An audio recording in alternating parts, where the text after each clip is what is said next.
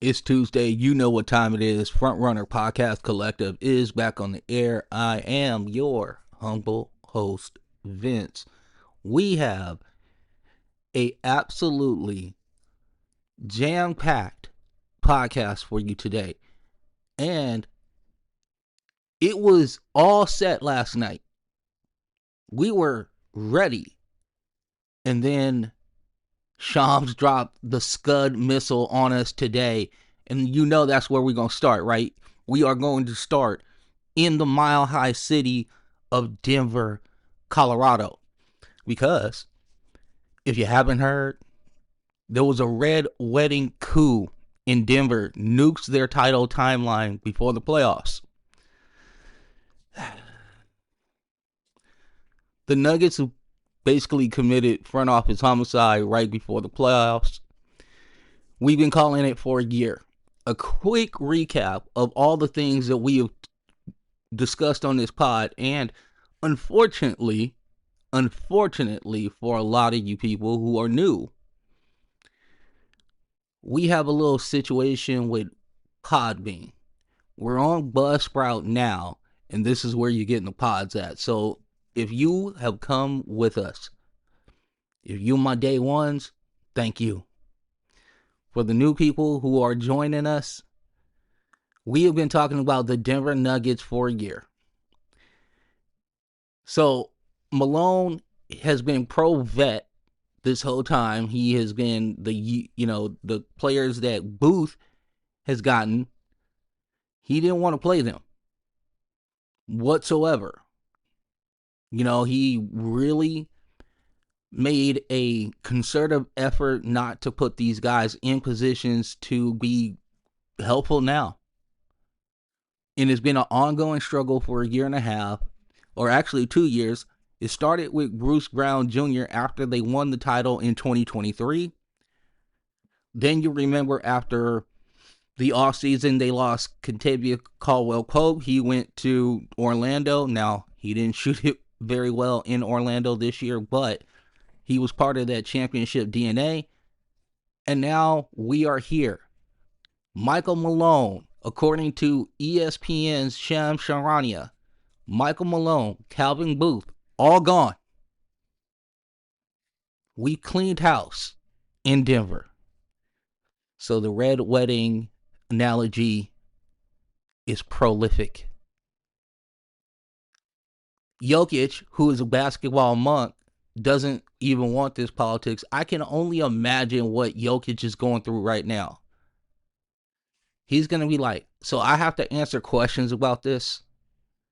I don't even like answering questions about the game. I don't like answering questions about what I like to do off the court. I just want to go play with my horses. And now you fired my head coach, who I won a championship with, and also you fired the executive player personnel who put this team together. A reluctant face of the franchise. I can't wait for his comments. I just can't wait. The Nuggets are the 4th seed and now have no coach or GM. This is a red wedding NBA, and we are only pod who saw this blade coming. This was never a long-term marriage. Booth and Malone coexisted post-title, but were never aligned. Booth shipped, basically he let Kentavious Caldwell-Pope go. Bruce Brown was basically not something they could sign because of the fact that the way his bird rights were set up, they can only offer him so much because they were over the cap unless they wanted to go a little extra, and that would have came from ownership. Ownership had a mandate not to go over, supposedly, or this is what Calvin Booth was saying. And he preached for 2 years, we're going to draft and we're going to supplement some of our veteran losses with our talent evaluation, and we're going to go ahead and augment our team via the draft. So your Christian Browns, your Peyton Watsons, your Jarrett Pickett's, your Zeke Najee's, all of these guys, your Julian Strothers, all of these guys were supposed to play roles. And yes, did they get scattered here throughout the season? Couple played more than others. Christian Braun has solidified himself, and we'll get into him a little bit later. But Malone kept a very tight rotation, and he did not want to augment that rotation because he felt that he could not trust the youth, and he did not think that they could learn on the fly or whatever his motives were, because this was a 2-year war. Make no mistake about this. This was a war. And if you don't think it was, why are they both gone today? Because they're gone. Ownership, whoever was saying, hey, the CEO of this franchise said basically, you know what? I am putting an end to this whole thing. If you guys can't agree, it's like a divorce. If you guys can't agree about who gets the house or whatnot, guess what? We'll just put it up for sale. We'll split the earnings and y'all can go both your separate ways. And that's exactly what happened in Denver. I bet you they still wish they had Tim Connelly. Shouts out to our guy in Minnesota. So here we are. Here we are now. What? 2023, they won a title. But they weren't building a sequel. Denver's trying to win now, but planting seeds for 2027. It just doesn't work. We've seen the let's thread the needle in Golden State and light years ahead, and we saw it. It doesn't work. James Wiseman ends up being a bust. Moody doesn't really get the playing time until like the last couple years. And the struggle that goes on with Jonathan Kuminga continues. What did you expect to happen when you started slowly picking away the veterans? And Michael Malone has been telling you the whole time, I trust these guys, I trust these guys. Did you see how animate he was when, now he was drunk as hell when they won the title, but he was confident. He was like, oh yeah, we're going to re-sign Brucey B. You know, Kentavious Caldwell-Pope is the heartbeat of the defense for our team. All of these things he said during the title run and after the title. His stance never changed. It never softened. And even when the veterans were taken away, there were Russell Westbrook signings. There were other signings. DeAndre Jordan still has a job in the league, for God's sakes. Getting minutes over Zeke Naji. So now, what do we do about Nikola Jokic? Because Jokic's entire vibe is, I show up, I play 40 elite minutes, and then I go home. He's not LeBron. He's not politicking. He's not recruiting. So what happens when both leaders vanish before the playoff run? Star players don't have to demand change for it to happen. Sometimes silence gives a green light for it to go down. And you don't let this happen unless Jokic didn't say no. If Jokic was animate, like we're keeping Malone, or we like Booth, or I like Booth, or whatever the case may be, trust me, these guys would still be there. You say, Vince, who is going to coach the team? And I tell you, assistant coach Dave Adelman steps in. He is the interim. Or was this the plan B panic move after all? I have no idea. This hit us like a ton of bricks.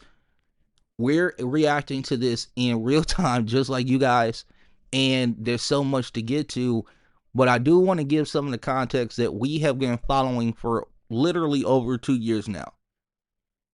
And we've been making comments, and we talked about player development and how it was going to work in Denver, and Booth was preaching this thing for such a long time, and we just never saw it develop on the court.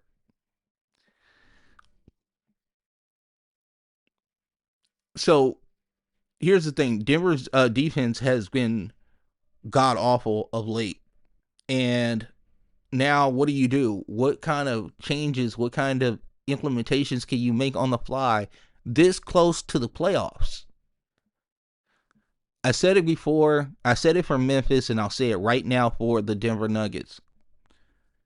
They were so sick of whatever the BS that was going on. They just decided that this is a definite way to torpedo your season. There's no question that whoever is now making the decision of who's going to run the team next year and who is going to be the head coach if Dave Adelman stays or not, they must have been so sick. They must have been so just emotionally drained by these two men just bickering back and forth about the philosophy of the team. At some point, isn't it the GM's job to kind of bridge the gap and say, hey, we got to acquiesce to our coach a little bit and get a little veteran in here, to make him feel good and make the team feel good and just get the vibes back. Booth never relented. Malone never relented. So you know who blew it up? The ownership group. So that's the Cronkies. And now here we are. Couple games away from the playoffs. It's going to be a bumpy ride. I can't wait. This is just high soap opera drama in the Mile High City. And Jokic is in the middle of it. Again, we talked about how this is very, very close to the Taylor Jenkins situation in Memphis. Now, where does this leave the Nuggets? I mean, Jokic is there. You don't have to worry. I mean, we'll see now. But for right now, all you know is that Jokic is very happy in Denver and what have you. Now, does this change? Do we hear words today or tonight that Jokic is kind of not feeling what's going on? Maybe this changes the whole geometry of what goes on during the offseason. But for right now, I've never heard that Jokic has been unhappy in Denver, ever. Now, is this a start of a rebuild with a superstar because of how absolutely talented Nikola Jokic is? Is ownership clearly one reshape the culture of the Denver Nuggets? I can give a resounding yes to that.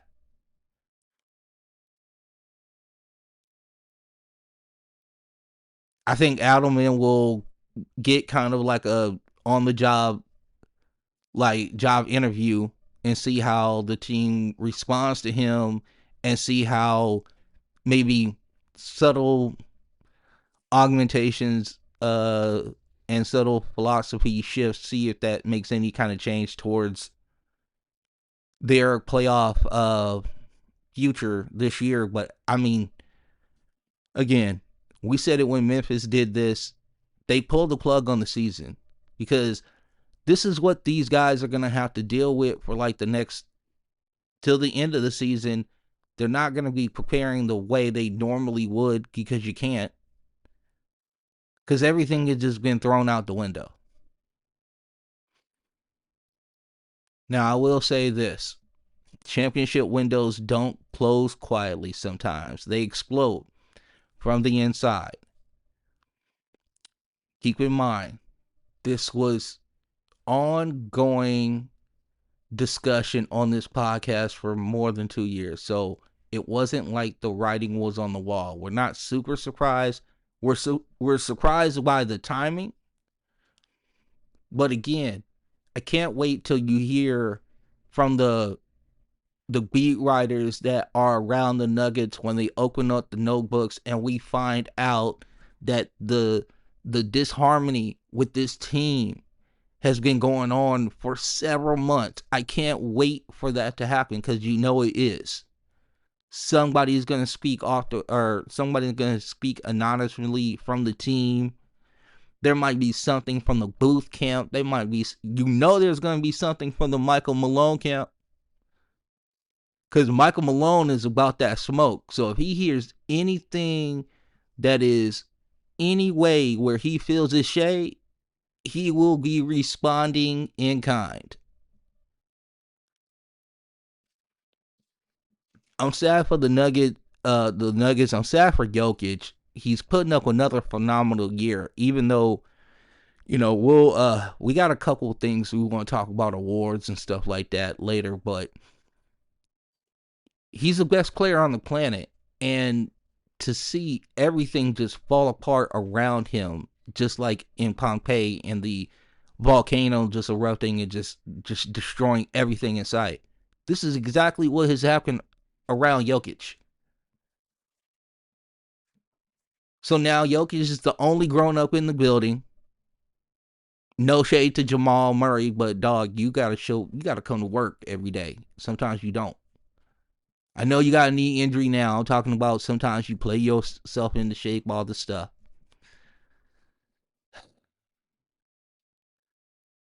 I'm shocked. I am shocked, but we just saw it. And I thought Denver was more solidified. Apparently not. And that, now we can move on to the rest of the show. How's everybody doing? Tuesday, great, right? Lots going on. We're about ready for the playoffs. We got Jalen Brunson back. We're going to talk about him in a second. We're also going to do a little player profile on OG Anunoby. We got a ton of stuff to get to. We got some spicy thought exercises that we've done, and I am pretty excited to bring those to you today. But I do want to tell you two things. One, I'm glad that the audience here, welcome. If this is your first time, we do this twice a week, Tuesday and Friday. So Feel Good Friday, we'll be doing this. We got some announcements about what's going on Friday at the end of the show, so stay tuned for that. The other thing, make sure that you're joining the conversation. Make sure that you're getting with us on X. So it's at FrontrunnerPC on X for me. And then for our silent but deadly producer, Soraya, it's Rhea_Funch, FUNCHFRPC. Don't try to talk to me about the name right now. We're locked in on this. Can't get off track. And then we also have Blue Sky for our people who are not getting down with Twitter anymore. And that is, for me, I keep it real simple, at frontrunnerpc.bsky.social. And for Soraya, because she's so damn fancy, it's frpc-rea.bsky.social. So join in the conversation. Denver Nuggets fans, how do you feel about your team now? How do you feel about who's the coach, David Edelman? What do you think he's going to be able to do? Is he going to be able to steady the ship? Who is your candidate to come in and be the next player evaluator, team executive for your Nuggets? Is Bob Myers on your list? Are you trying to dip into the OKC stranglehold down there and get some of their brain trust away from OKC? Is there, because Tim Connelly is going to be out of contract soon, is there a play for Tim Connelly to come back to the Denver Nuggets? Let us know your thoughts on that. I will be interested to hear you guys in the comments. So we're going to move along to, I'm going to talk about the Knicks a little bit, and we're going to talk about some of the things that we saw In the absence of Jalen Brunson, but also some of the things we've seen now that Jalen Brunson has returned. And this is where we can get a little nerdy. So we're going to talk about OG Anunoby and how he is the apex glue guy for the New York Knicks. So far this season, he's averaging 15.6 points per game. He is shooting 59.7 true shooting percentage. He's shooting a absolutely nuclear 44.8% from three, and that's on 4.2 attempts, by the way. Now his usage is 19.6, which, as my anonymous talent evaluator says, is controlled but impactful.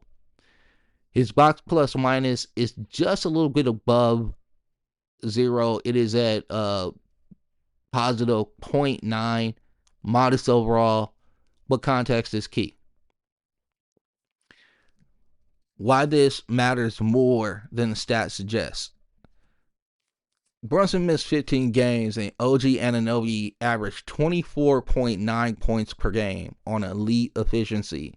With Towns and Brunson active, he becomes the third option, yet continues to dunk at a career high rate and shoot above 42% from three over the past month.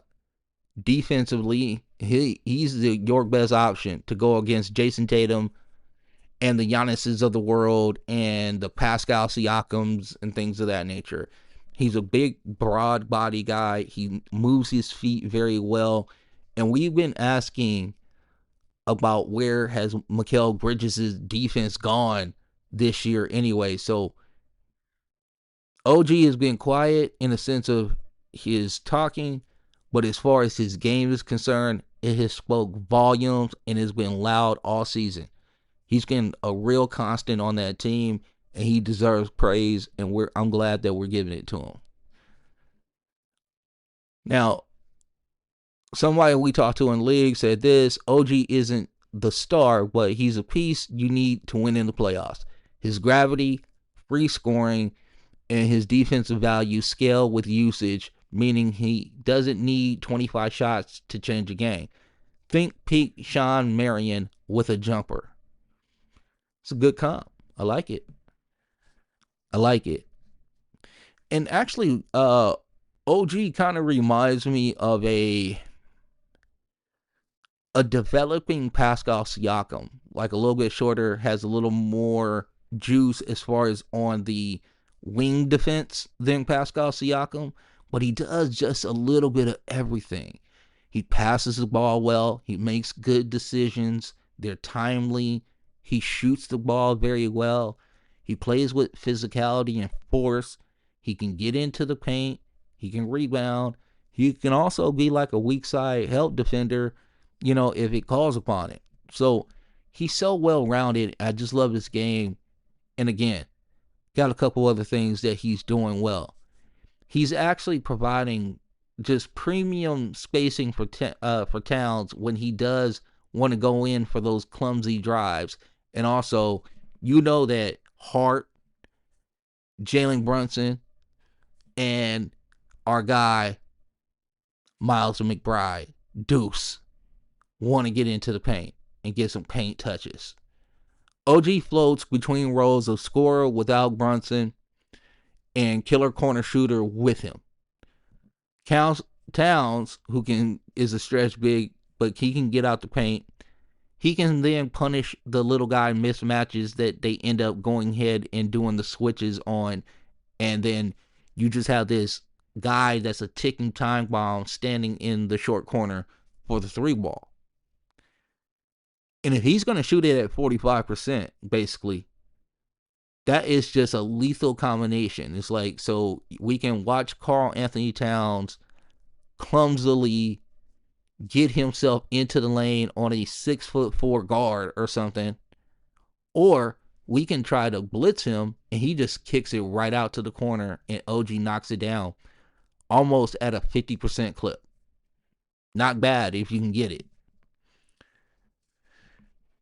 That action actually makes them kind of matchup proof as far as that's concerned. If Karl Anthony Towns continues to make quick reads to the corner, and then even if you do have a real good defensive wing out there on OG, he, like I said, he has a presence of mind to slow the game down enough where he will then make the next right pass, and now you're in the blender, and it's just swing. You're not going to catch up to the ball, and they're going to get a really good shot. Now, offensive load. Brunson can hold up again across a full postseason, carrying 29.5 usage with a 32.5% assist percentage.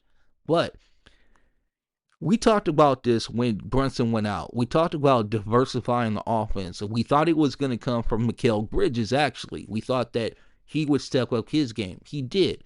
But OG has stood out. He's really brought it since Jalen Brunson's been out.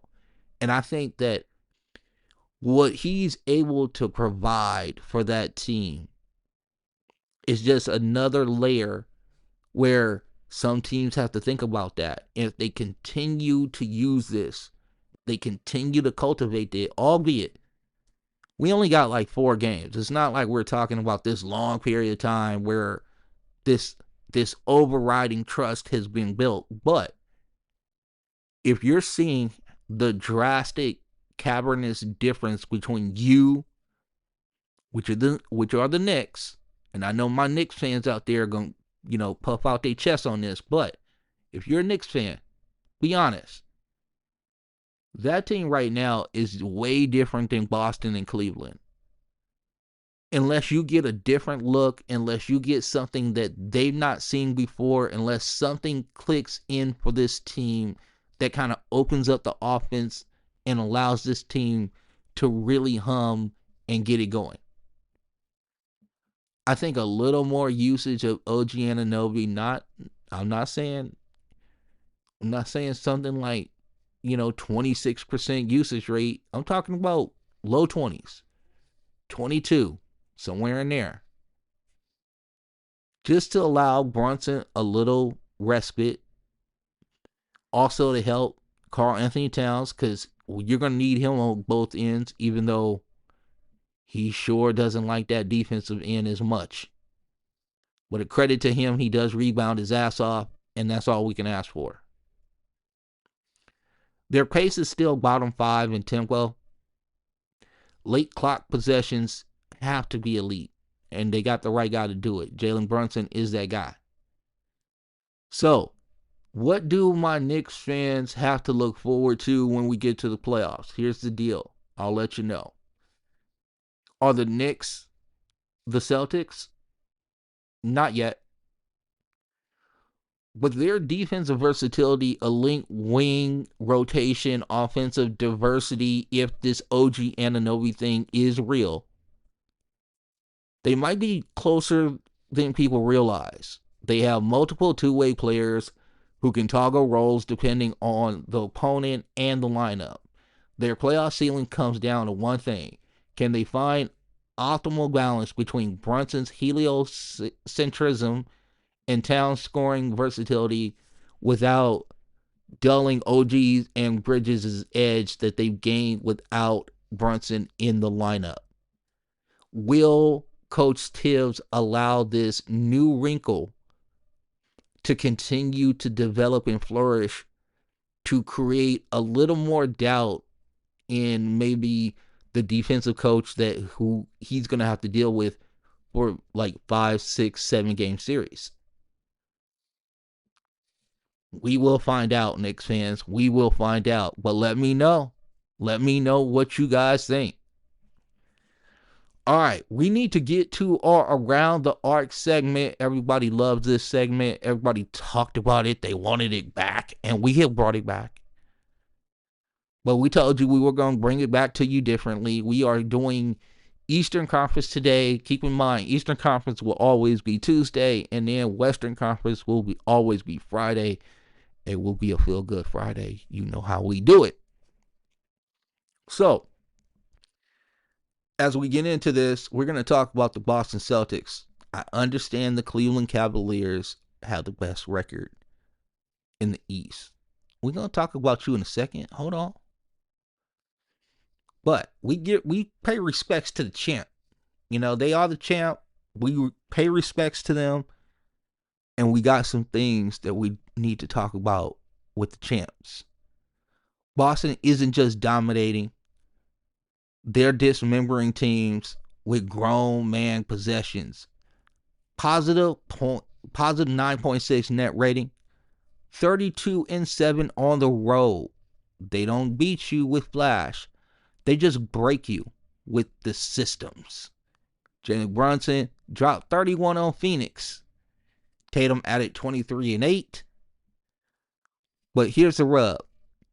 Tatum's clutch shot selection is still stuck in 2008. The mid-post fadeaways with contest on the release. It's a Kobe cosplay, but less efficient. It's in his shot diet. We can't get it out. We've asked to get it out, and he still loves it. But here's the thing. Boston, they play a certain system.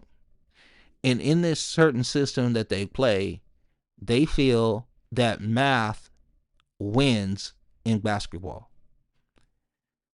Coach Mazzulla wants them to get up 53s. And they do it most of the time. And they just overwhelm people because a lot of their shooters are close to 40% three-point shooters. So it's not like the efficiency is so drastically terrible. Now, do they have bad shooting nights? Yeah, especially if this is what you're going to do. This is your choice. But we've seen it have success. They won a championship last year. So they're going to be more emboldened to do it this year, basically.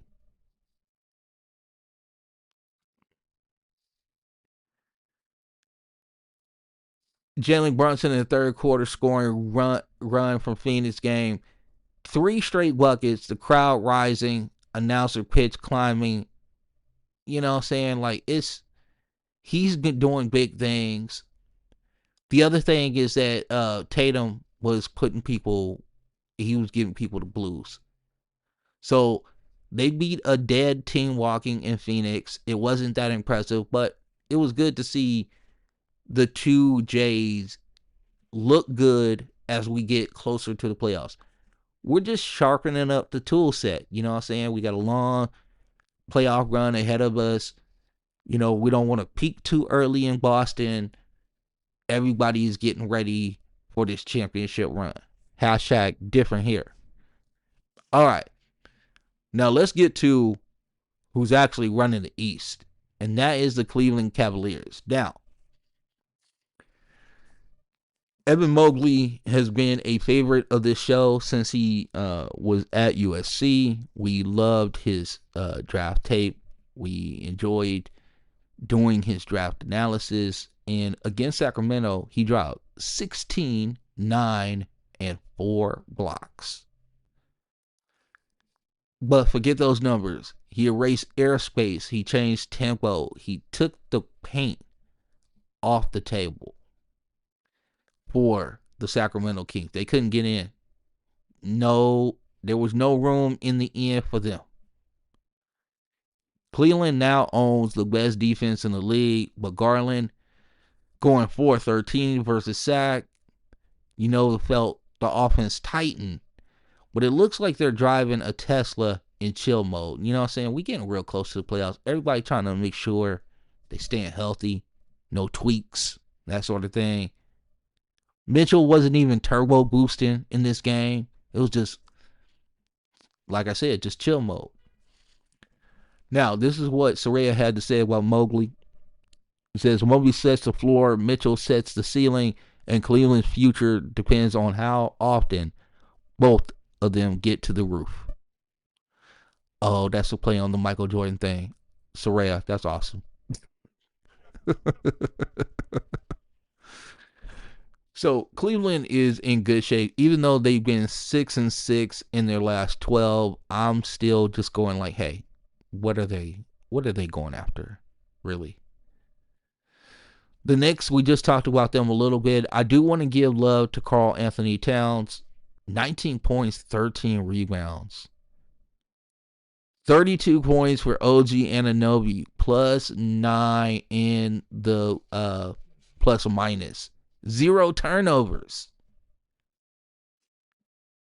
Even Bridges had 22 points on elite efficiency. So slot cuts and secondary actions, assassin, you know how he was doing it. I will say this about the Knicks. They're a fun team. And I think they have the pieces there. But I'm going to tell you right now, rim protection is the real problem without Mitchell Robinson closing games. I understand that Josh Hart does so much for that team. I understand you like Dante DiVincenzo and his moxie, and you like the wings because they can provide havoc in defense and be disruptive in passing lanes. But Karl Anthony Towns cannot protect the rim for you. And you are not having OG Anunoby do things like that all the time. So, even though you have to play a little bit differently, having Mitchell Robinson in a crunch time lineup could be helpful. Now, obviously, against certain teams, you're not going to need it. But there's some teams in the East that have some bigs. Boston. Giannis likes to get downhill very, very often. So my whole thing is that where do the Knicks get rim protection from will tell me how far they go in this playoffs. Love the team. Love Jalen Brunson. Love the togetherness. Still have questions about who and what they are in crunch time as far as defense is concerned. Now, we need to get to Indiana. Indiana is starting to surge. Their offensive rating is still up there, 116.9, 7th in the league. Their defensive rating is just right in the middle, 15th, 114.6. They have a net rating of 2.3 positive, which is 11th. They have a top 10 pace. Their true shooting percentage, this is what separates them as a team, is 59.8%. That's 3rd in the league. The effective field goal percentage is .566, which is also 3rd in the league. And they value the basketball. Ladies and gentlemen, this is a Rick Carlisle team, and Rick Carlisle decides that we don't turn the ball over. And they are at 11.8 turnover percentage, which is 5th lowest in the NBA. Let me get a swig of water because I don't want to get dry. We got a lot to talk about, a lot going on.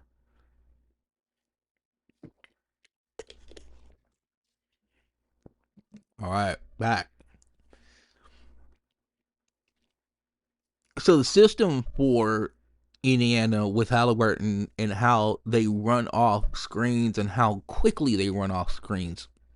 The system generates high value shots via movement and spacing. Now, the low turnover rate, you would think personally, would kind of be a little against how fast they move, but not with Tyrese Halliburton. And believe me, this is a Rick Carlisle staple. He loves doing this. Now, Tyrese Halliburton is at 9.3 assists. He is at a 38.8 assist percentage, and his true shooting percentage is back to elite status, which is 61.4%. He is among top 3 creators in the league, and then he has dudes with a bunch of moxie right underneath him. TJ McConnell, Andrew Nembhard, reliable secondary creators, 3rd in team assists per game at 29.5. They have 5 players that average 3+ assists a game, so you know what that means.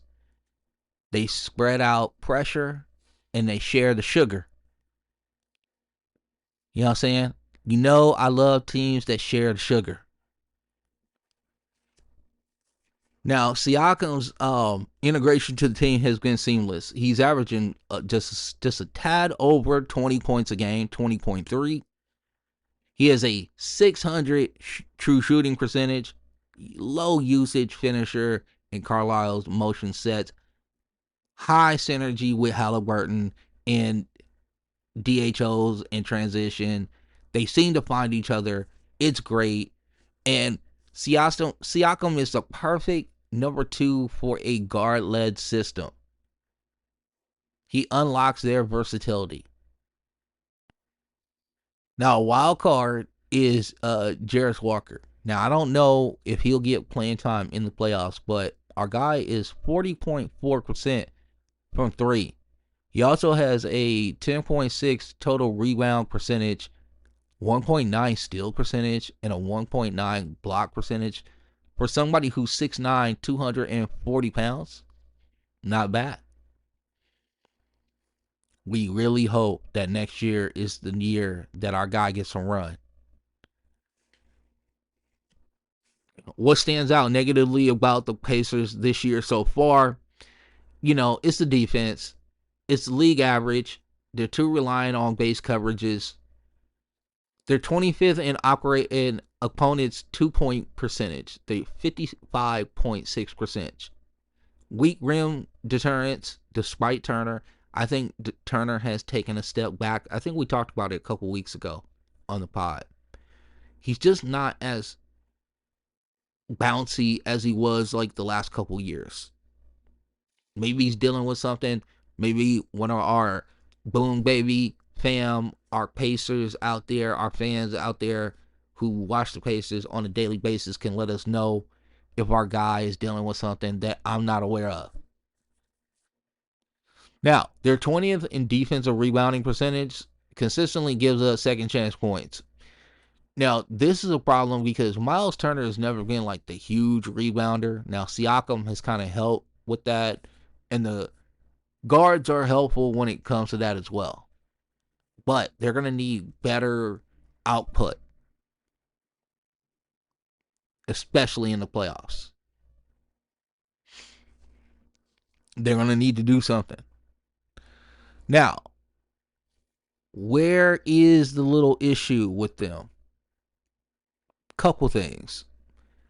Benedict Mathurin and Aaron Nesmith. Now, they're both excellent players. There's too many possessions with poor point of attack containment when it comes to Mathurin. Nesmith gets in foul trouble a little bit. So that's his thing. Now, he's coming off the injury, so maybe his defense will come back because he's been a top-level type defender, kind of knocking on the door like a player, but he doesn't play enough minutes to get into like that all-defensive team type situation. And by the way, we got news on that coming up later, so keep it locked here because I have a absolutely nuclear hot thought discussion for you guys later. Trust me, you're going to want to stay for this one. Free throw rate, almost 24%. 20th in the league despite fast pace. Indiana doesn't live at the line because they are a jump shooting team. It's a finesse first. They don't lack a downhill bully. Now, Pascal Siakam gives them a little bit of that, but he doesn't provide it on a game by game basis and things of that nature. Like Giannis, that's what he gonna give you. And we were hoping that Mathurin would take that next step and kind of give them that. He has not. So I think they're a team that could really show some spunk in the first round. They might even be able to get past the first round, but I do not expect the Pacers to relive 2023-2024 season and get themselves to the Eastern Conference Finals. They have some incredible shot makers on this team. They have some guys who play really good in tight situations, a la TJ McConnell, a la Pascal Siakam.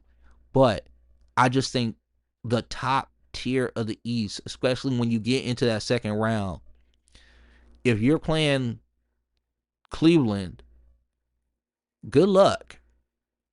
Good luck. Because Cleveland's packing the defense. Trust and believe that. Now, we're going to move along to the Milwaukee Bucks, who are in a absolute identity crisis right now. But here's the thing. Identity crisis or not, Giannis Antetokounmpo is 31 points a game. Okay? 31 points a game, 12.6 rebounds, 6.3 assists. On a true shooting percentage of 62.5%. Truly elite. He has a 9.1 positive box plus minus. You know where that's at. That's MVP level. Again, this dude is going to end up third in the MVP again. Now, Dame is still coming back from that deep vein thrombosis. We still don't have an update of when his availability will come. They said that he's closer to returning than not. You're going to need him. He's an offensive engine when healthy. He has 122 offensive rating. 24.9 points per game. 7.1 assists on 62.1 true shooting percentage. This is a dude. And you're going to need dudes for the playoffs. Kyle Kuzma is not cutting it. He is no longer a dude. Sorry, Kuz, we love you. But you're going to have to go through some sort of like lose transfusion. You're going to have to wash the lose. No offense, Wizards. I know y'all tanking right now, but Kuzma was there for too long. He got a bunch of lose on him, and he going to need to wash that off. You know what I'm saying? There used to be an old commercial. He's like, I'm going to wash that gray right out of my hair. Now Kuz needs to go, I need to wash this lose right off of my body. You can't bring that losing mentality to Milwaukee and you be dealing with Giannis Antetokounmpo every single day. Nah, son. That's not going to go down. Now, Doc Rivers has the shooting efficiency on point. Team effective field goal percentage is .566, which is fourth in the league. 3-point percentage is .384, which is fifth in the league. Taurean Prince is shooting the shit out of the ball this year. 44% from three. Gary Trent Jr. is still doing Gary Trent Jr. thing, shooting 41% from three. But this team is only going to go as far as the vets can take them. Are they getting Bobby Portis back for the playoff run? Or is he done for the season? Need to check up on that. So, they got a lot more questions than answers. And until we get the questions answered, I'm going to leave Milwaukee as an incomplete right now. You know what I'm saying? Got to do that. We're going to move along to Detroit, Michigan. Because Detroit, Michigan deserves some love. Detroit, stand up for your basketball team. This is a Motor City manifesto. Cade's decision and Detroit's defensive blueprint, which sounds very familiar, doesn't it? Detroit Pistons fans. Alright, so Cade has been killing it and Beasley has been the fuel, so let's get into this. Detroit basketball is back. No, not in a we won 3 straight games in a way. Not in a way we're scrappy rebuild team. No. They are talking about a fundamental shift. This team has gone from a 14-win team to a team that has won plus 40 games. They have triple their win total.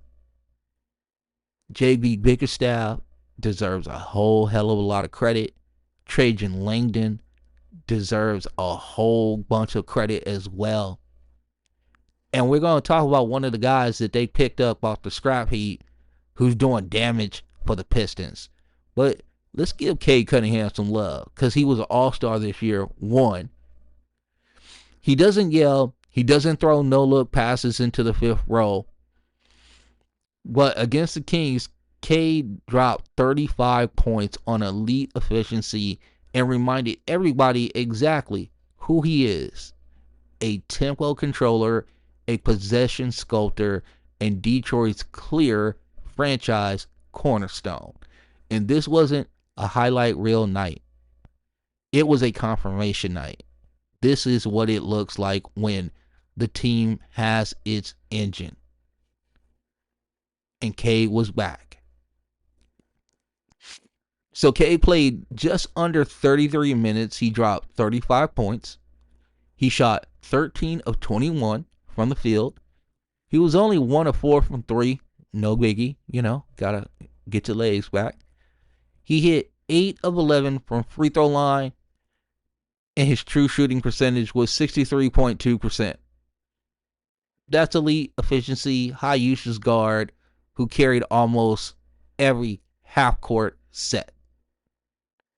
He accounted for 23.5% of the team's field goals and 39% of their free throws. And he still had foul time to rack up 5 assists, keep his fro looking real fresh, and also he provided 2 steals as well. His assist to turnover ratio for somebody who's a high usage player is 1.25 in the positive. It's not the best. He's still young, man. He's like 23, man. But this dude gets it done. Now, what impressed me wasn't just the line. It was how Cade's game lived in the middle of the floor. The pull-up jumpers from 12 to 17 feet, the high release, the balanced footwork, the quiet confidence that he had. He had 2 different mid-range jumpers in the first quarter that made me say out loud, yeah, that's a franchise shot. You know what I'm saying? Give me franchise money shot. You know what I'm saying? He got back into the pick and roll game as well. One of the most underrated parts of Cade's arsenal is his manipulation, not the pass. The moment before the pass, the weak side tag hesitation, that the live dribble shoulder dip. Then he goes into a grown man orchestration. He found Doran twice in the short roll with eyes only manipulation. That's some Luka type stuff right there. Okay? So I don't throw that around nilly-willy like, you know what I'm saying? But Luka, that's Luka type stuff. And then there was a contact absorption that Cade did. He earned 11 free throws in the game, 5 of them in the fourth quarter. This wasn't just a hot hand game. This was deliberate. He was getting downhill and he was making an impact, and he was like, you're either going to foul me or I'm going to the basket and I'm going to dunk on you or have a sweet layup. Now, the Kings aren't the best defensively, so this is not big news that Cade was going off. But it's big news because he had an injury, he came back, and it didn't take him a long time to get restarted. He understood the assignment. He understood what his team needed. He understood who he was to the team. Now, it wasn't perfect. 2 of Cade's turnovers came late in the clock, and after long isos, there were spacing that just didn't help him. He over-dribbled, lost the handle, got blitzed by the help, and that's what happens. That's a product of Detroit's current limitations, because unfortunately, without Jaden Ivey, you don't have that other guy who's an on-ball juice type guy. So you have a lot of guys who will just stand around and take jump shots, and they don't move as much as they should. Still young team, still developing. The bigger issue is that Cade still has moments where he fades off the ball when the ball leaves his hands.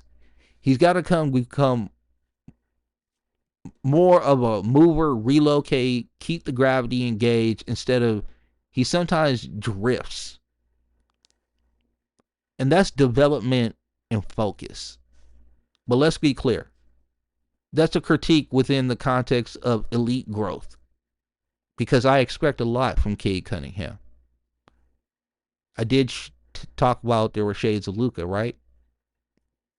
These are steps of a primary initiator. Has to go through. Cade, we're watching him now learn to be the guy who bends playoff defenses, take reps, and he's still getting them. And we can't wait to see him in the playoffs this year. And again, he's 23. He just signed his rookie max extension for $224 million over 5 years. He has a top 30 league-wide trade value. He's the kind of player who only gets moved for another heliocentric star or basically like 5 first-round picks. You know? His archetype is rare. Big guard, primary tempo initiator, elite mid-range creator, live dribble manipulator. His comps are a bigger version of Darren Williams with better feel, or a name that I love to use because, kids, it's time for you to go back onto the YouTube machine. And I want you to punch in this name, Brandon Roy. Brandon Roy played for the Portland Trailblazers back in like the early 2000s. And his game was sweet. He had bad knees, but his game was sweet. You know what I'm saying? And Cade just have basically like a slower heartbeat than like Brandon Roy. But the skill and the cadence, this guy is undeniable. And we're just starting to see him take off now. The King Gang was basically a confirmation of our guy is back and we are happy to see him. Now, the other guy I want to get to about the Detroit Pistons is Amen Thompson. This is a chaos agent, no doubt. 3.7 steal percentage, 2.8% block percentage. This is elite activity. If Matisse Thybulle and Andre Iguodala had a Gen Z cousin who was also a freak athlete, it would be Amen Thompson. You know what I'm saying? He is just a point of attack defender. He gets in people. He's physical. He is able to recover. So if he comes down to kind of dig on somebody going to the paint, he can recover out to the 3-point line very easily. He's able to mirror the offensive player when they are trying to attack the paint. He takes charges. And also, he is a dope, a absolute dope weak side rim protector. There's some, I'm trying to think of, what does he remind me of?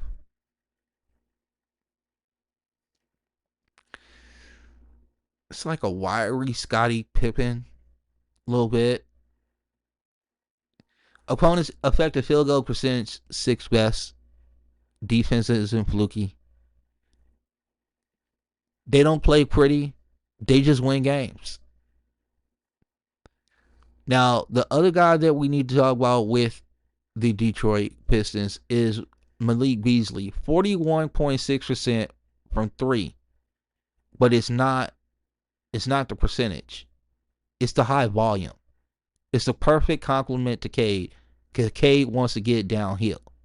Okay? check this out. So where is it? So yes, 41.3% on 9.3 per attempts per game. Actually, I think that's up. I think he's actually more in the 11-2 range per game. This dude is shooting over 10 threes a game. Okay? And whether he's 2 for 12 or 5 or 13, he's shooting that thing. He's not just chilling in the corner like a stationary outlet. He's flying off of pin downs, flares, staggers, relocation. His gravity bends the court, especially when Cade is working on the strong side. April 7 versus the Kings, 14 points, 4 of 14 from deep. Not great, but still forced 2 hard closeouts that led to Jordan dunks. April 5th against Memphis, 11 points, 3 of 12 from deep. Again, inefficient, but still demanded constant attention. April 4th against Toronto, 21 points on 3 of 11 from 3, including a dagger in the fourth quarter that sealed Detroit's playoff clincher. No Detroit fans were happy about that. March 30th, 27 points. That was the brawl game. He had 27 points, 6 of 13 from deep, 5 of 6 from the line. He was just an absolute flamethrower and a menace, and he was talking trash the whole game.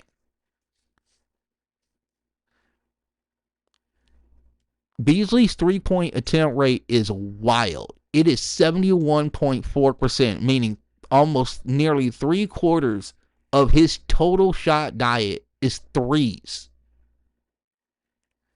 This is a specialist with a high volume level of threes. I mean, just crazy amount. And again, he's not getting spoon-fed threes either. He's not Kyle Korver and getting handoff.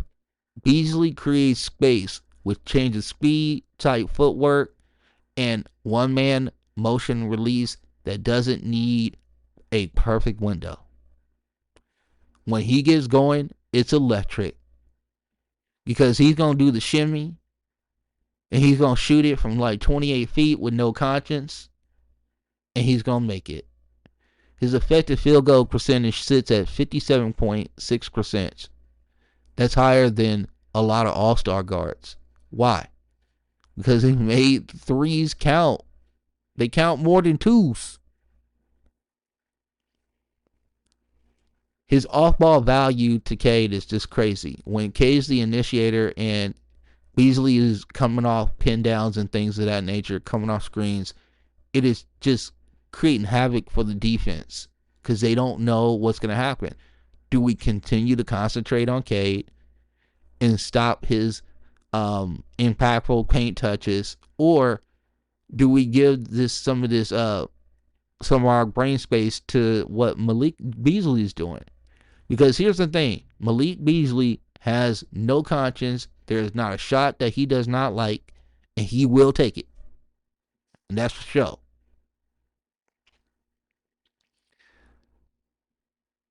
Now let's flip it. Let's talk absolute value. Beasley is only 28 years old, and he's on a value contract. He's producing like a starter while functioning as a high-end sixth man. In a playoff setting, his movement shooting plug-in for any contender, I'm going to tell you right now, Trajan Langdon has pieces to play with. And shots out to picking up Malik Beasley, believing in him, J.B. Bickerstaff allowing him to shoot, understanding that he didn't have Jaden Ivey, and what was this team going to turn to? Well, they turned to Malik Beasley, and he rewarded them with a 16.2 points a game, which is a career high, 3.9 threes per game, and he's played over 2,200 minutes. He's durable, steady, and reliable. He's not just a heat check guy, he's a floor raiser.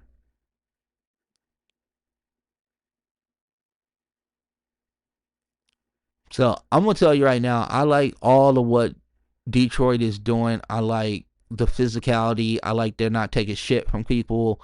And this is the best part. For the first time since 2019, the Detroit Pistons are back in the playoffs. They clinched the top 6 seed in the East. They're not a play-in fluke. They're not a miracle run. This is a legit playoff spot. And when the postseason arrives, everything tightens. But here's the most important thing. Defense travels. Shot creation slows down. Role players get exposed or elevated. And this is where Cade comes in.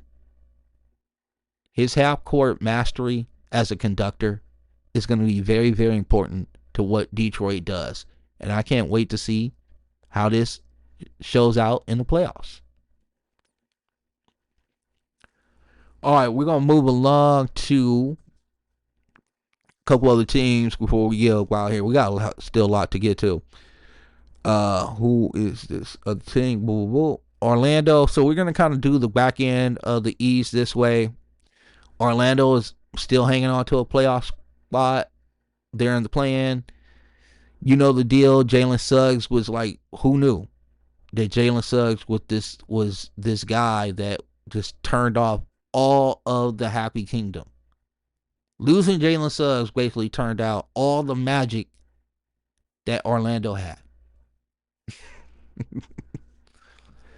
They'll be back next year, but they need to get some shooting on that team. Atlanta is kind of gone back to the trade, just the ice trade phase where, but here's the thing. Here's the thing I will tell you about Trey. Do you know Trey has been in over 200 plus inverted pick and rolls, meaning that he's the screener this year? So he has more screens this year that he initiated than his entire career. Trae Young, changing the way he plays basketball. I love it. What was that Rocky quote from, was it Rocky 3 or Rocky 4 when we fought the Russian? Rocky 4. Okay. He's like, if I can change, and he can change, we all can change. Trae Young getting it done. 200 initiated set picks by Trae Young. I'm flabbergasted by that stat. I don't know how anybody else feels, but as a super nerd when it comes to this type of stuff, this is what I always wanted for Trae Young. Hell, this is what Travis Schlenk, when he was the general manager, wanted for Trae Young. You want to be more like Steph, get off ball. You want to be more like Steph, you need to get into the middle of the paint and then shoot out and then receive the ball to shoot the ball. So shouts out to Trae Young for, learning some new things. The Chicago Bulls are just continuing to play outside their mind. 7-3 in their last 10. Kobe White is just absolutely balling. We talked about him in the last a week ago. It's like 29 points since like February. The Miami Heat are holding on to the last play-in spot, but the only reason they're doing that is because nobody else wants it. We talked about this last time. Oh, our guy Bam Adebayo is starting to play well, and I want to also give a shout out to Tyler Hero. Tyler Hero is not just a shooter anymore. He changed a lot about himself in this last year. He's done a lot of work. He seems to be coming off screens more aggressively. He seems to have taken his ball handling responsibilities more seriously. He's cut down on the turnovers. There seems to be less heat check type threes. It just seems like a more responsible brand of basketball that Tyler Hero is playing. And I know there are going to be most improved player award this year. And I know there's going to be a lot of people out there talking about, these second year guys or these third year guys who were like lottery picks. But can we give some consideration to three guys? Three guys I want to give consideration to. Three of them. One is Tyler Hero of the Miami Heat, because he has kept that team afloat when they have no business keeping them afloat right now. The other guy that I want to give credit to is Ivica Zubac of the Los Angeles Clippers. Now, Zubac has been in the league for a while, but this year he's averaging more points. Now, that's thanks to James Harden. I'm not going to sit here and say, like, it's him. But the defense that he provides, the physicality he provides, the rebounding he provides, the rim protection that he provides for a Clipper team who let Paul George go. Kawhi has been in and out of the lineup, but the most consistent Clipper this year has been Zubac. And I think he deserves some recognition for most improved player. Now, another guy that also deserves some consideration is our guy, Austin Reeves of the Los Angeles Lakers. And the reason why I say that is because he's gone from a guy just making the team to a guy who was a role player to a guy who was miscast as a sixth man because he should have been starting for 2 years, but the coaching staffs were in flux, couldn't even figure out what was going on. Darvin Ham. These were the Darvin Ham days. These were dark days for me. Dark days, I tell you. But I say this to say that Austin Reeves has turned himself into a star. I think he deserves credit for that. So I know that we're going to have these most improved awards coming up, and probably going to pick somebody super, super awesome and whatever. But I think those three guys deserve recognition for what they've done this year. Now, Toronto is tanking big time. Brooklyn is doing good tanks. Philadelphia is doing great tanks. Charlotte's doing great tanks. And the Wizards are doing the tank of all tanks. And that is the East. Now,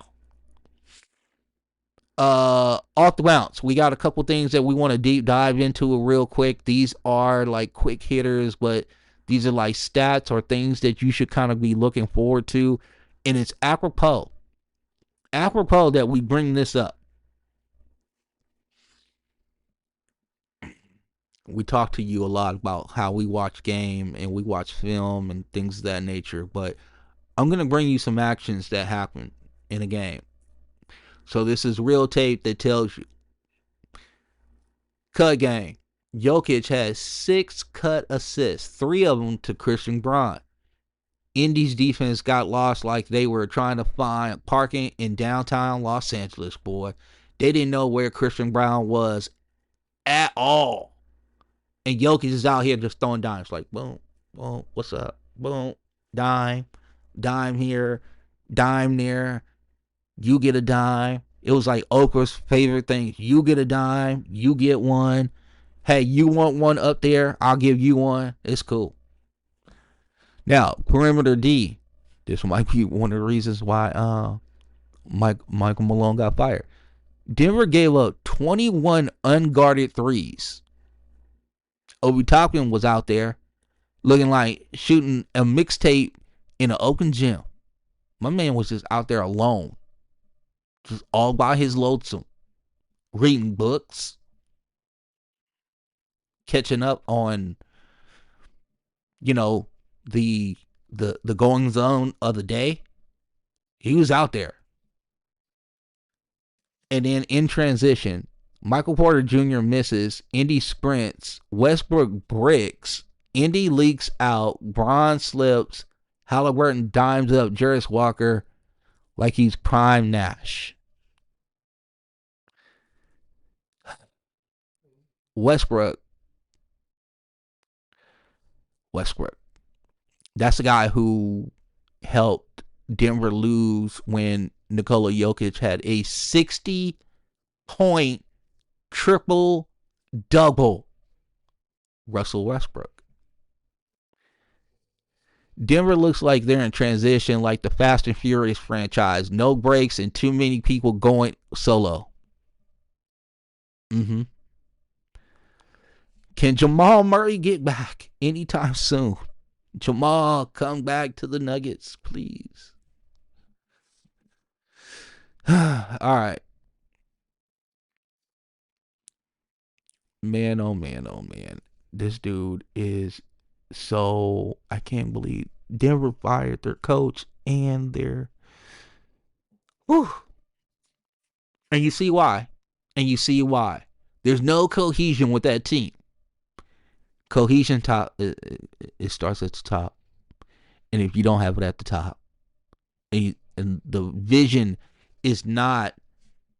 has some sort of accord to it. Not everybody's going to be on the same page, but damn it, your coach and GM somehow, some way, need to find a way to coexist. Now, I have one more thing to get off my chest today, and I want to thank everybody for listening. Thank you so much. But this is the one that everybody came for. I told you I have something for everyone. Now, we watch a lot of basketball here at Frontrunner Podcast Collective. We consider ourselves people who are free thinkers, forward-thinking people that look at analytics, but also pair that with video, so watching games, listening to people who we trust, and also then just being able to realize that we're just seeing things that are just special. And that brings me to my last thought of the day. And this is off the bounds, and this is about Amen Thompson of the Houston Rockets. And I believe that Amen Thompson is the best perimeter defender in the NBA today. Let me say this clearly.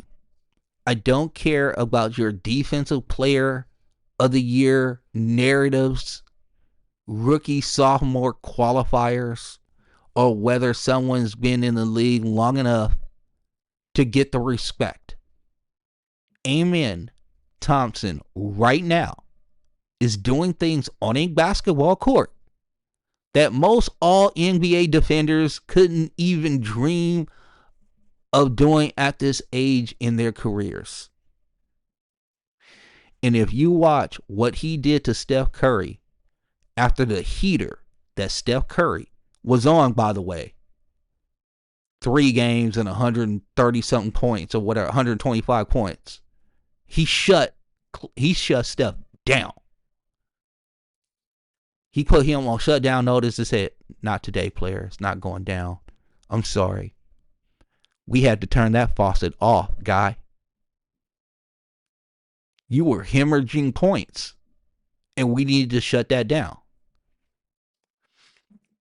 Let's get into the numbers real quick. Now, defensive box plus minus, 2.7 positive. That's elite.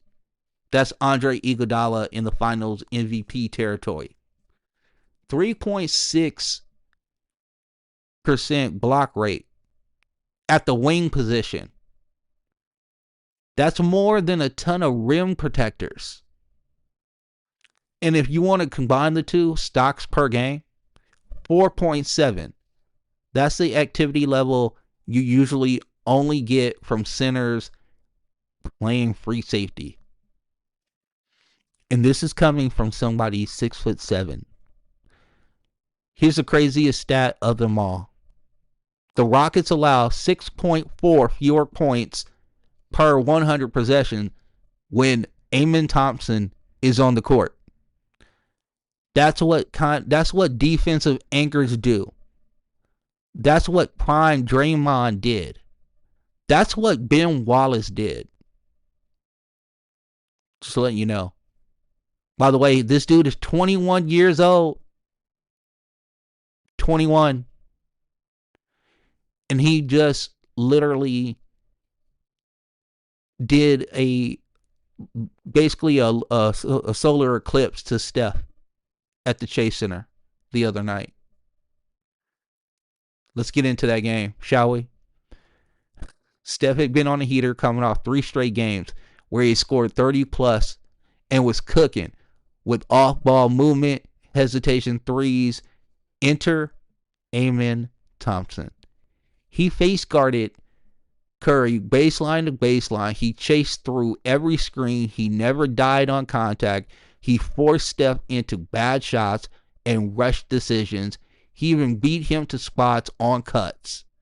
The Rockets sent 0 doubles to help Amen Thompson. That's how much they trusted Amen at the point of attack on Steph Curry. This is Steph Curry. This is not some dude who gets hot every once in a while and whatever. This is Steph Curry. This is the greatest shooter we have ever seen, and Amen Thompson is shutting him down. And then at one point, it was like 17 seconds of hell. He switched on to Steph.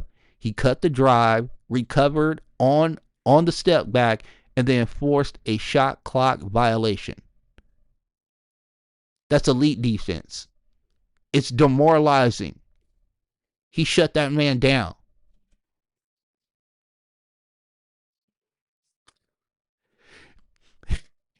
He sent Steph to tribal council, and then Jeff Probst put out his torch and said, "You've been kicked off the island, my guy, by Amen Thompson."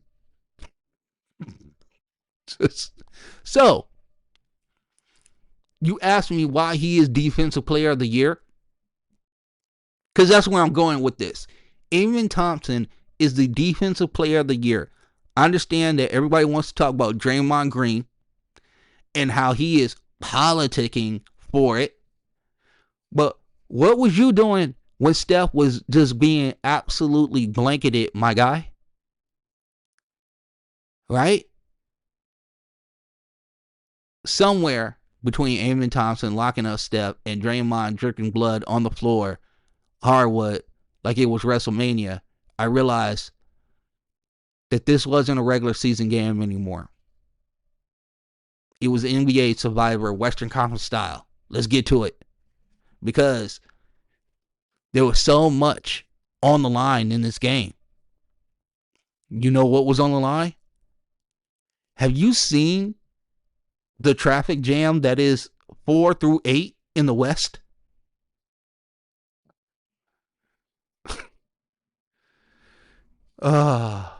My goodness.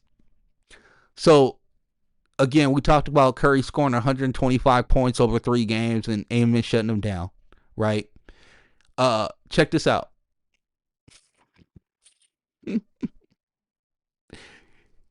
One made field goal, 3 turnovers, 0 free throws, and that's at halftime. And this is what Ime Udoka told his guys. If they are crying about fouls, that means we're winning. Bro, that's cold.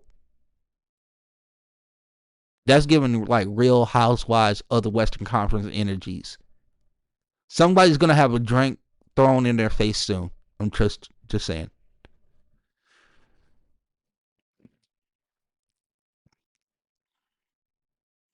Soraya says that Amen Thompson looks like Mikhail Baryshnikov and Terrell Owens of like San Francisco 49ers fame had a baby, and this is what kind of athleticism comes out. Man, you're dropping jewels. You continue to drop jewels on this podcast like every week. These little notes that you're throwing in here are awesome, just so you know. He's 6'7". He's twitchy. He has 0 fear, and he handles screens like Luka handles social media hate. Oh, and get this. He asked to guard Steph. He wanted the matchup because he grew up in Oakland as a LeBron fan and as a Warrior antagonist. Are you telling me my man is just the perfect villain arc.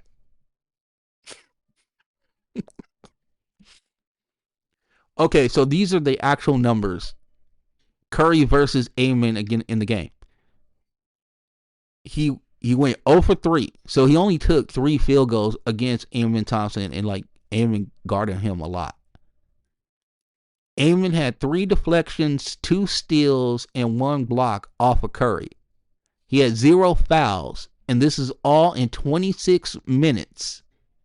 26 minutes of stifling, just unapologetic, primal defensive aggression against one of the most genteel,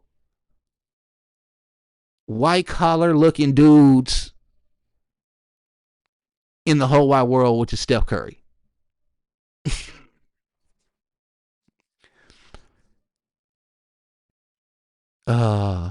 Y'all remember when Nick Nurse went boxing 1 on Steph in the 2019 finals? Udoka remixed it. Dylan Brooks pressed, Van Vliet blitz, Jabari Smith denied wing entries like a bouncer at Poppy. It felt like Mr. Beast had dropped 500,000 bounty for whoever could get a stop on Steph, and Houston said, "Say less, my boy. I got that. You can go ahead and give me that money right now. You can Venmo me that cash, because I got Amen Thompson, and he gonna shut him down." And then the game turned into Monday Night Raw. There were flagrants, there were bleeding, there were elbows. Fred VanVleet pulled up his squad aside in the locker room like an OG and said, "Hey, don't play Draymond's game. He's undefeated at that." That's that same energy as he's trying to use. He's trying to be getting people like just to go down to his level. So what happened? Draymond hit Alperen Sengun with like a forearm. They called a tech, right? Then the next time down the court, I swear to God, Draymond goes up for a layup, and it looked clean. He looked like he went straight up for a layup. It just so happens that Alperen Sengun's face accidentally hit Draymond's elbow, and like Sengun is like laid out or whatever. They call a flagrant foul on Draymond, of course. Now, did he deserve it? No. But was it the 20 minutes of bullshit before, just berating the refs like he was doing? Probably. Oh, also, the Kerr-Kuminga war continues. Kerr only played Kuminga 19 minutes, despite him cooking Houston earlier this season with 33 points. Oh, another stat to boost my Amen Thompson Defensive Player of the Year. Curry on in the game against Houston, 88.4 offensive rating when he was on the court. When he was off the court, it was 117.2. That's a 30-point difference, by the way. Yes, they were better without Steph on the floor. That's not slander. That's fatigue. That's a 36-year-old being like, "Hey, carry the team," like in 2017. And Curry just looking at them going like, "You see this dude on me? Do you see him? This is the best athlete we got in the league. Can somebody get him off of me?" It just did not happen, unfortunately. It was statement win for the Rockets. The Rockets have solidified the number 2 overall seed in the West, basically, with a couple, like 4 games left to go. And they're going to be hell to pay. Like, a lot of people said they were trying to, like, get to them or get to their side of the bracket. I don't know if you want to do that. Have you seen this team? They can't score worth a damn, but Tari Eason Jr., Jabari Smith Jr., Alperen Şengün is not a turnstile at defense anymore. Oh, Steven Adams. The double big situation works. They have, I want to say, about 144 minutes of actual court time together. Alperen Şengün and Steven Adams. I think they're a plus 118. I don't even know what you do with that. So we'll see how it goes. So I don't think I need to drop any more stats on you about Amen Thompson. This is what I will say. One of the things that this would be Victor Wembanyama's award. We know that Big Vic would have won this award if not for the injury. But the one thing that Amen Thompson is giving me Vic vibes about, he's doing stuff on the court, defensively wise, that we don't see a lot of wings do. And not for the period of time that he does it for. Yeah, you can shut off the water for like 3 or 4 minutes. But to keep up that intensity, to keep up that intentionality for 26 minutes against Steph Curry, who's a constant, he's perpetual motion. That's all Curry does. And this kid followed him all around the court. When Curry went to the bathroom, Amen Thompson went to the bathroom too. Just saying. So that leads us to this. We are here now. It is the last week of the NBA season. And may the odds forever be in your favor. The Clippers, the Golden State Warriors, the Minnesota Timberwolves, the Memphis Grizzlies, the Denver Nuggets, even though they don't have a coach. All these teams have 32 losses. Denver is the only team with 47 wins, though. So they're a half a game up on the other 4 teams that I just talked about. So, who's going to get the 4 seed? Who's going to get the last seed that can host a home court, host a game 7 in a home court in the first round? Who will it be? Will it be the Denver Nuggets, who just fired basically everybody?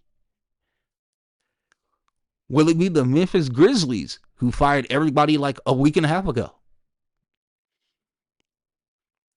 Is Ant going to get this spot?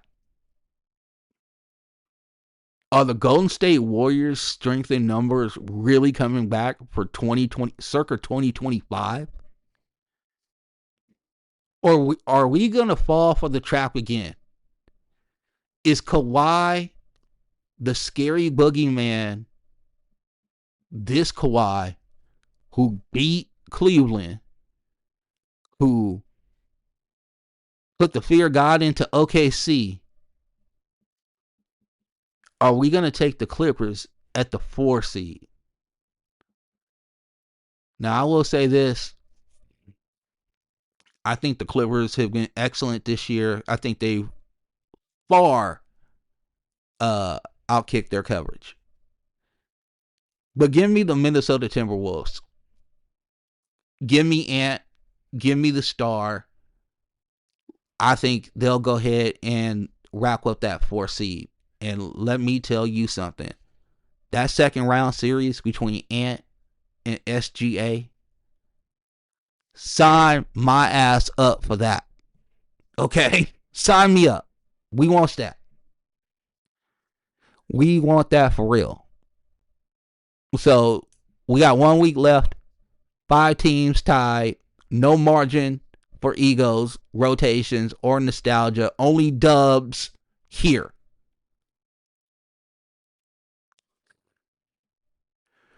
Little note from Soraya. That's not a schedule. That's an elimination bracket. Outscore, outdefend, outlast. It is truly Survivor. Here we go with the jewels again. This is fantastic. But the tribal council has spoken.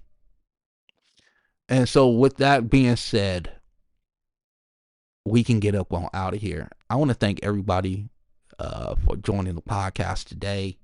I want to thank Soraya for doing just such an excellent job, and the many from behind the scenes that give us what we do. Be sure to check us out. Also, be sure to follow us on your podcast platform of choice. Make sure you turn on the notification bell. Make sure that you are telling a friend, because you are being a friend by telling a friend about the podcast. So, with that being said, surround yourself with people who lift you up, push you forward, and remind you who you are. If you got folks like that, celebrate them, text them, hug them, let them know that they matter, because growth hits differently when surrounded by love, support, and real ones. And if you're in the building, that type of circle, start with us. You got a seat here always with Frontrunner Podcast Collective. So for Soraya, myself, Vince, we bid you a fond adieu, and we will see you back on this feed on Friday. Deuce.